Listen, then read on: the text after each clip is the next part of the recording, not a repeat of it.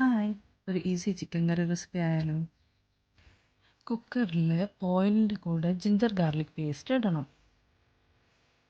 Chicken കറിക്ക് വേണ്ടിയിട്ടുള്ള മിൻറ്റും coriander ലീവ്സും ഞാൻ എൻ്റെ കിച്ചൺ ഗാർഡനിൽ തന്നെയാണ് പറിക്കുന്നത്.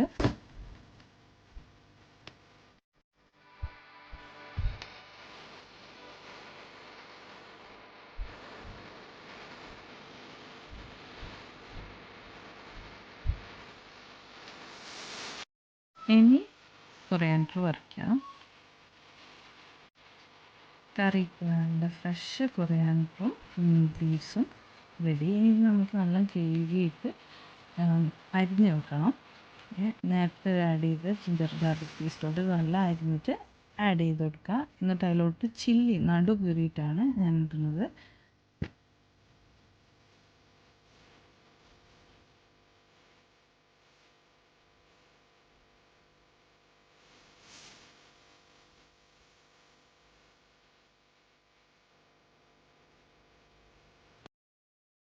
ഇനി ഇതൊന്ന് സോട്ട് ചെയ്ത് കൊടുക്കുക. അതിലോട്ട് നീളത്തിലരിഞ്ഞ ഉള്ളി ആഡ് ചെയ്ത് കൊടുക്കുക, അണിയന്. ഇത് സോട്ടാകാൻ വേണ്ടിയിട്ട് വേണമെങ്കിൽ കുറച്ച് ഉപ്പ് ആഡ് ചെയ്ത് കൊടുത്തിട്ടുണ്ടെങ്കിൽ വേഗം അതിൻ്റെ തീരെ ടൈമില്ലെങ്കിൽ ഈ സോട്ട് ചെയ്യുന്ന ഒനിയന് സോട്ട് ചെയ്യുന്ന സ്റ്റെപ്പ് നമുക്ക് സ്കിപ്പ് ചെയ്തിട്ട് അതിലോട്ട് ടൊമാറ്റോ ആഡ് ചെയ്യുക, തക്കാളി ആഡ് ചെയ്യാം. പക്ഷേ നല്ലോണം വഴറ്റി കഴിഞ്ഞിട്ടുണ്ടെങ്കിൽ അതിൻ്റേതായ ടേസ്റ്റും പിന്നെ കറി ഉണ്ടാക്കുമ്പോഴുള്ള ഒരു ക്രഞ്ചൊന്നും ഉണ്ടാവില്ല. അപ്പം നല്ല സോട്ട് ചെയ്തതിന് ശേഷം അത്യാവശ്യം ഒരു ഹാഫ് സോട്ട് ചെയ്തതിന് ശേഷം ഇതിലോട്ട് ടൊമാറ്റോ കറി ആഡ് ചെയ്യുക.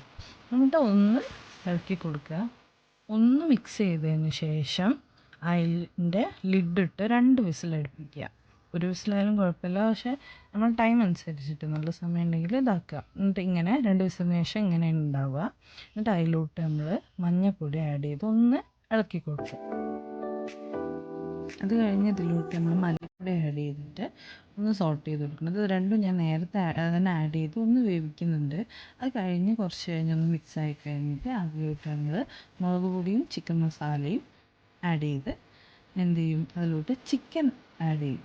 ആ ചിക്കനും അത് കഴിഞ്ഞ് നന്നായി ഒന്ന് ഇളക്കി ആ മസാല എല്ലാ ചിക്കനിലും ആക്കിയതിന് ശേഷം കുറച്ച് വെള്ളം ഒഴിക്കും, കാരണം ചിക്കനിൽ വെള്ളം ഉണ്ടാവുമല്ലോ. എന്നിട്ട് പിന്നെ ആവശ്യത്തിന് ഉപ്പും ചേർത്ത് ഇളക്കി മൂടി വെച്ച് 2 വിസിൽ കഴിഞ്ഞിട്ടുണ്ടെങ്കിൽ നമ്മൾ ചിക്കൻ കറി റെഡി. അതിലോട്ട് കുറച്ച് കൊറിയാൻഡർ ആഡ് ചെയ്യാം കേട്ടോ.